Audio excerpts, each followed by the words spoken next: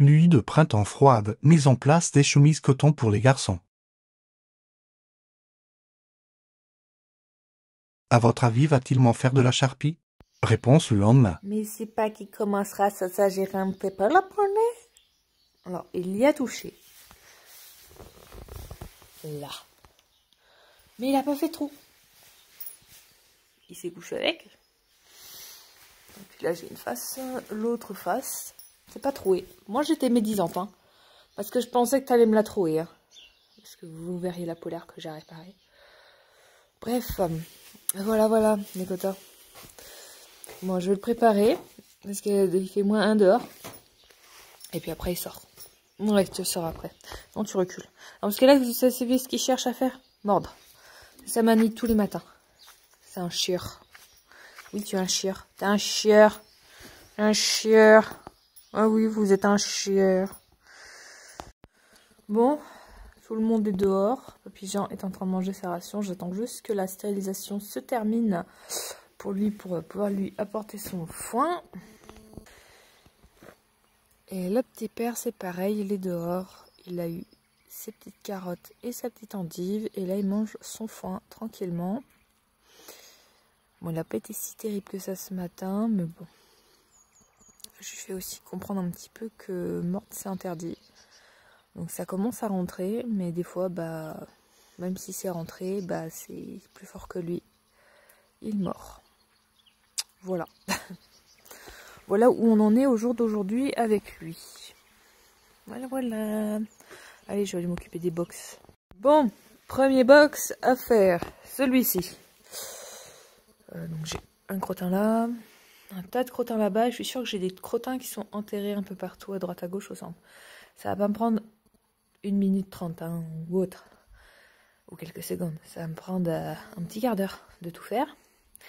Et après, nous avons celui-ci avec un crottin ici, des crottins enterrés par-ci, par-là, à droite, à gauche, au centre. Hier, j'ai eu la flemme de ramasser un crottin, il est enterré. Il est juste là. Voilà. Donc voilà ce qui m'attend ce de bon matin. Tous les matins en fait. Hein. Donc là, ce que je vais faire, c'est que je vais enlever les crottins que je vois, les enterrer, tout ça. Je vais mettre les copeaux sur le côté, en bateau. Comme ça, on lit en bateau. Les bons copeaux, hein, bien sûr. Et toutes les copeaux urineux, donc les plaques d'urine, je les dégage. Et après, je remets tout à niveau. Sauf dans le box Jean, où comme là, il pleut pas aujourd'hui, ça va lui servir d'abri. Et donc du coup, comme ça lui sert d'abri, bah je lui remettrai ses copeaux que ce soir quand il sera au box. Voilà. Comme ça évite que les copeaux ne terminent dans le paddock. C'est pas l'intention qu'ils terminent dans le paddock. Voilà, allez, on va aller bosser. Bon, premier box de fait, donc de Papy Jean. J'ai enlevé le foin qui était là-bas. Tous les copeaux sont sur le côté en bateau et je remettrai tout au centre. Là c'est la zone où il urine et où je mets du Vita Sec Plus. Mais là, il n'y a pas besoin, donc c'est cool. Et je vais vous montrer le box du petit père. Donc lui, j'ai beaucoup plus avancé. Je lui ai mis son foin, le restant de foin de Jean stérilisé, je lui ai mis là. Maintenant, c'est la case à foin. Et là, le box, il est tout propre. J'avais mis les copeaux comme avec le box de Jean sur le côté. Et là, je les ai réétalés sur ces tapis de box. Là-bas, c'est sa cuve à eau, mais je vais pas lui en remettre tout simplement parce que j'aimerais la vider demain et la nettoyer pour la re-remplir. Voilà. Donc oui, il a changé de cuve à eau parce que j'ai malencontreusement cassé son ancienne cuve en essayant de la nettoyer. J'ai mis cette cuve-là, donc c'est un seau de chez Action souple.